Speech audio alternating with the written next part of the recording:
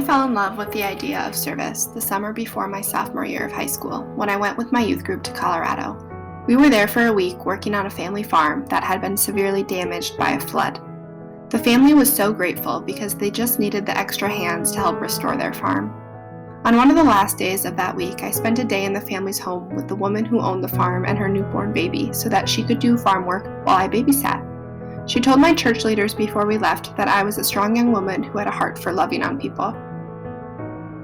After my experience in Colorado, I sought to experience the same type of purpose and fulfillment by engaging in similar church trips. I was never able to get that same feeling from Colorado during many of the service trips I went on until I worked at a summer camp in Idaho for a week, working one-on-one with a young adult with Down syndrome so that she could have a summer camp experience. The thing that both Colorado and Idaho had that differentiated them from the other trips I went on was how personal they were. I took that realization and started to involve myself more within my own community, working in elementary schools and with a group that worked with young adults with disabilities at my church. When I got to college, I knew that I wanted to major in elementary education because I had loved working with children in a school setting in my previous experiences. Fall semester of my freshman year, I took a course that included a community engagement element, which helped me to better acclimate to campus.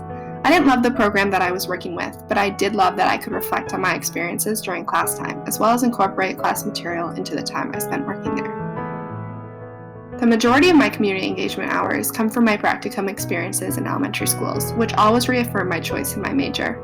I've always felt like elementary teaching is a combination of what fulfills me and how I can give back to my community. Working in elementary schools is also where I heard about the Community Engaged Scholars Program from a peer. I loved the idea of being able to do deeper reflections on service work, thinking more critically on some of the ethical problems that I had noticed in the overseas mission trips I'd gone on. I used to idealize mission trips because the church in my community portrayed them as what good Christians do.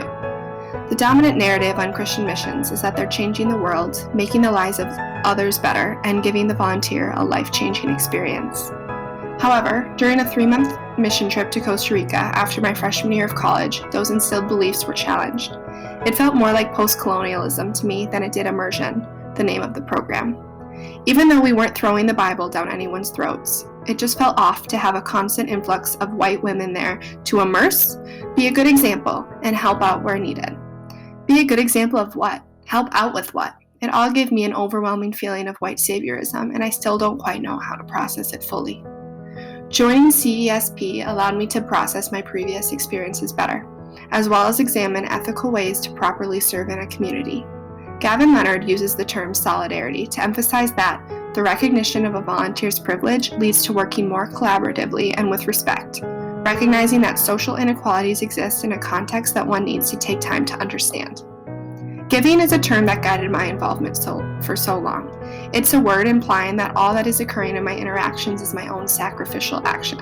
However, solidarity implies having a relationship with a person or group of people, listening to their needs and recognizing how personal privilege affects those relationships. Developing my knowledge of service and gaining experiences in different community organizations has allowed me to understand myself better in regards to my values and how I fit in and stand out in the world around me. Both my positive and negative experiences in service have influenced where and how I continue to apply myself.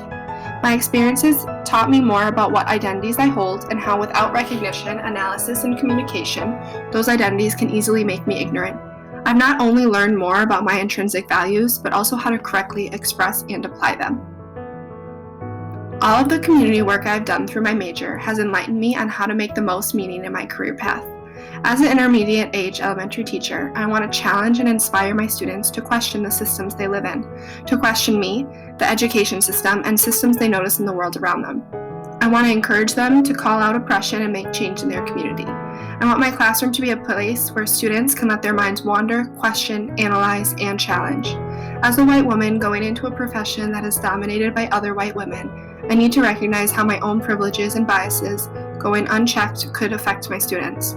I'm committed to connecting with my students by being part of the community that I'm teaching in, forming personal relationships with both my students and their families, and integrating a culturally conscious and relevant pedagogy and curriculum. In Let Your Life Speak, Parker Palmer cites Frederick Buechner's definition of vocation as, where your deep gladness meets the world's deep need. I find deep gladness in fostering the creative spirits of children and supporting them on their own journeys of pursuing vocation. The world has many needs, but by focusing on education, I have the opportunity to cultivate influence, 30 young minds at a time.